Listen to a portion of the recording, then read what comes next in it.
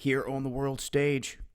Things heating up, it seems, between Russia and the United States, Russia, China, coming together, countering or saying that they have plans to counter the U.S. expanding its missile defense network right up into the South China Sea. Now, this is a hotbed for activity. I've been talking about the South China Sea for a long time, and what people need to realize is when it comes to shipping of produce, of all your goods back and forth across this globe on a daily basis, that those shipping routes and lanes that run through the South China Sea and through that area, they are very important.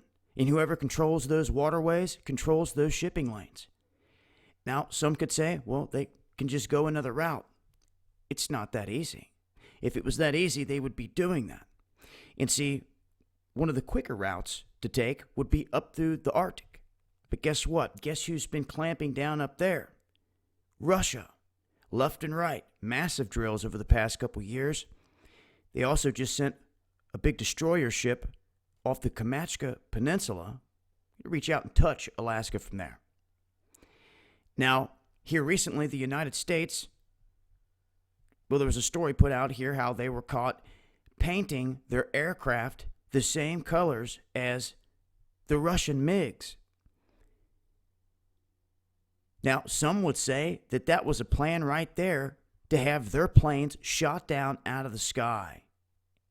You see, and basically to pull off a false flag. Now, some say it's common practice for military to try to do this, but regardless, it's deceptive when you're trying to make your aircraft look like the alleged enemies here. But what they're saying is that in the South China Sea, they're making these moves. You have South Korea, North Korea, the tension's there. And you have all these little islands that are popping up that China's creating. They're taking basically sandbars and things like that could be just a few feet deep, shallow water. And they're bringing in supplies and they're building them up to where they're above the water. And they're putting up little bases, airstrips, runways, helicopter landing spots, fueling spots, things of that nature. And they're continuing to grow all the way down here around the Spratly Islands and all these other regions. So China and Russia coming together once again to try to nip this in the bud. The United States inching closer. All these threats going down. Vladimir Putin threatening to pull out of an agreement that they're supposed to be until the year, I believe, 2021.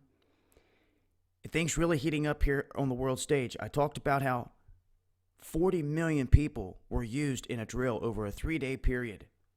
To move 40 million people is a massive logistics operation. I'm telling you. In 3 days. They did it. They continue to pull off these maneuvers and these drills. And Putin also states that if you really want war, we can attack you all over the place. Meaning that it doesn't have to be one big strike. They could kick up hell here or there, all over the place. So, what this brings me to is this.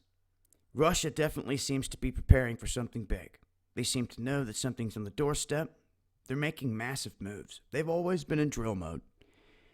But with what Russia and China together are now doing, making these moves, it brings me back to the Chinese rover pick with the mushroom cloud in that area. What was China trying to foretell in that? Why the mushroom cloud in the area of Ukraine, Western Russia, that neck of the woods? In a rover pick, it should have never been there. And now, here recently, Russia calling its people back, diplomats and their children back to the country? I hope people are paying attention.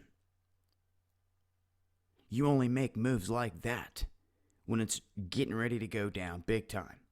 So it hasn't just been one or two things. It's been multiple things in a row here showing Russia is really flexing their muscle and trying to put on a war stance here, if all else. And to call back all these people from universities and all these other places, guys, it's something to pay attention to. And you better pay attention. And my first question was, well, where are they calling them back from? It seems to be worldwide because of this stuff. But specific places I would be paying attention to. If they name any specific spot they're wanting every last soul to get out of, and they name it, you better pay attention to that area. I'm not even so sure we're going to get that kind of a hint at this point. But that's where it sits.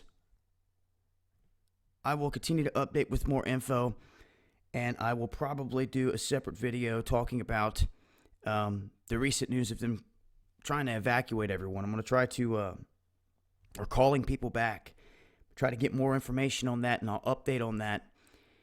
And anything that changes, I'll up in. Like I said, make sure you follow me on Twitter. For those who are not, I put out a lot of updates over on Twitter. I go live through Periscope on Twitter.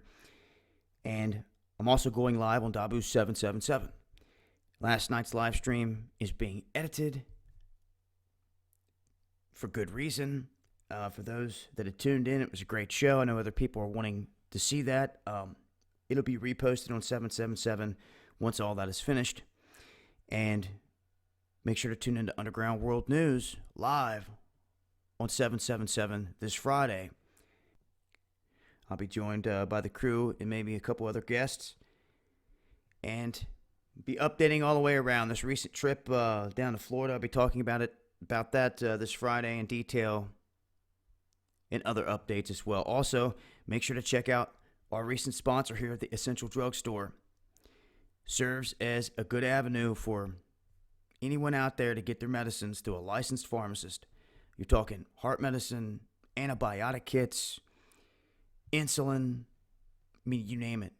Chose these guys specifically because I never had this opportunity to be able to stock up on medicines legitimately without having to go into the doctor, into a pharmacy and all that, and see somebody in person.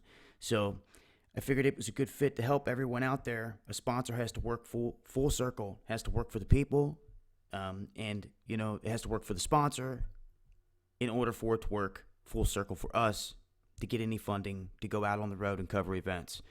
So I really felt that this is a good one because it offers a plethora of different stuff and choices, and medicine is key in these days and time. Yeah, we say have a plan with food, water, and everything else, but when it comes down to it, medicine is going to be worth its weight in gold to me. And just really glad we were able to hook up with them and present this opportunity to everyone else as well. So it's there if you guys need it. Once again, to tune in to Dabu777 this Friday, 8 p.m. Eastern, Underground World News Live. Much love, y'all.